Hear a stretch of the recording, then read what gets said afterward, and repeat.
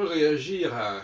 Nous sommes samedi matin 14 mai 2016. Je voudrais réagir à l'émission Réplique de Alain Finkielkraut qui discute sur le multiculturalisme avec certains nombres de ses interlocuteurs, dont Alain Renaud.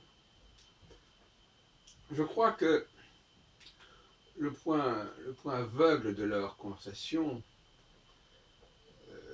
c'est le fait qu'en réalité, quand quelqu'un arrive dans un pays, quand un immigré arrive dans un pays, c'est pas tellement à ce pays qu'il doit s'assimiler, mais à la communauté à laquelle il appartient qu'il doit s'assimiler. Et c'est un problème que j'avais déjà posé il y a longtemps, même il y a déjà une quinzaine d'années, quand je disais que souvent on faisait l'impasse sur cette question. Pour les Juifs, par exemple, il aurait semblé logique que quand des Juifs arrivent d'Afrique du Nord ou de Turquie ou de Pologne, ils arrivent en France, dans un pays qui a déjà une tradition de présence juive. Et par conséquent, tout semble recommander de s'assimiler à cette présence juive, et non pas à la France. De la même façon, pour les musulmans qui arrivent en France, il ne s'agit pas de s'assimiler individuellement à la France et d'y affirmer ses valeurs propres d'origine, mais bien de s'intégrer au sein de la communauté musulmane. D'où la responsabilité de la communauté musulmane, d'où la responsabilité de la communauté juive, bien entendu, quand il s'agit de gérer les immigrations successives, les apports, les arrivées successives au sein de la dite communauté. Et je m'aperçois qu'en une heure de temps, cette problématique-là n'est absolument pas posée.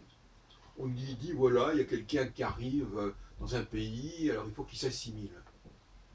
Alors évidemment, on peut imaginer le cas où quelqu'un arrive dans un pays où il n'y a pas de précédent communautaire le concernant.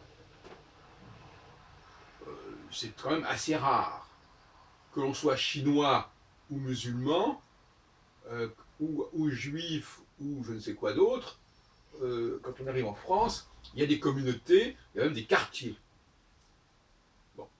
Donc ça facilite quelque part l'intégration, ça la canalise, et cette communauté, elle sert d'interface entre l'individu et la société française dans son ensemble. Et ce que j'ai souvent reproché à la communauté juive à laquelle j'appartiens, c'est justement ces manquements de ce point de vue. À savoir qu'à plusieurs reprises, ces arrivées juives n'ont pas suivi la règle que je viens de poser. Et qu'elles se sont constituées, elles se sont affirmées, comme s'il n'y avait pas eu de précédent, comme s'il n'y avait pas eu déjà une présence juive. Et en même temps, paradoxalement, ça ne les empêche pas de dire, ah oui, mais la France a un passé par rapport aux Juifs, il y a l'émancipation, etc. Mais c'est quelque chose, c'est une référence abstraite, qui ne passe pas par une praxis véritablement, comme celle que les Juifs ont pu avoir depuis 200 ans, pour ne pas remonter plus haut. Et par conséquent, ça n'est pas satisfaisant. Donc voilà, ma conception du multiculturalisme, c'est un multicommunautarisme. Et l'autre jour, je disais que la devise liberté, égalité, fraternité doit être comprise non pas dans le rapport d'individu à individu, mais de communauté à communauté. Il y a une façon d'être juif ou d'être musulman en France qui s'est instaurée, qui s'est constituée à travers les décennies, qui a sa propre histoire, Donc il ne s'agit pas de dire, voilà, on va reconnaître la culture dominante française comme ça. Non. Il y a des ajustements, il y a des négociations, il y a des arrangements, il y a des accidents de l'histoire qui font que les choses ont pris une certaine tournure et que cette communauté, quelle qu'elle soit, a un passé au sein de l'ensemble français. Voilà ce que je voulais dire. Je le disais encore hier soir à un rabbin,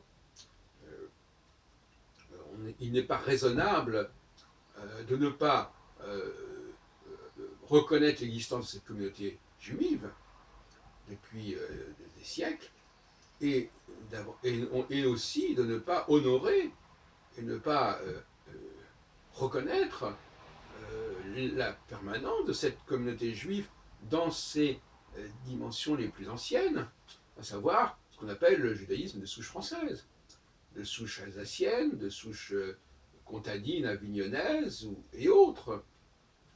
Ça me paraît essentiel de se référer à cette histoire du judaïsme français, comme l'a très bien dit d'ailleurs Bernard-Henri Lévy dans son dernier livre.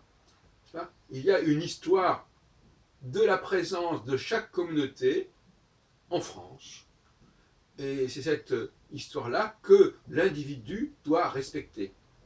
Maintenant, en ce qui concerne les relations de chacune de ces communautés entre elles d'abord, parce que finalement c'est de cela dont il s'agit, eh bien tout cela c'est de l'histoire, c'est de la politique, et l'État, bien entendu, doit favoriser les contacts entre ces différentes communautés.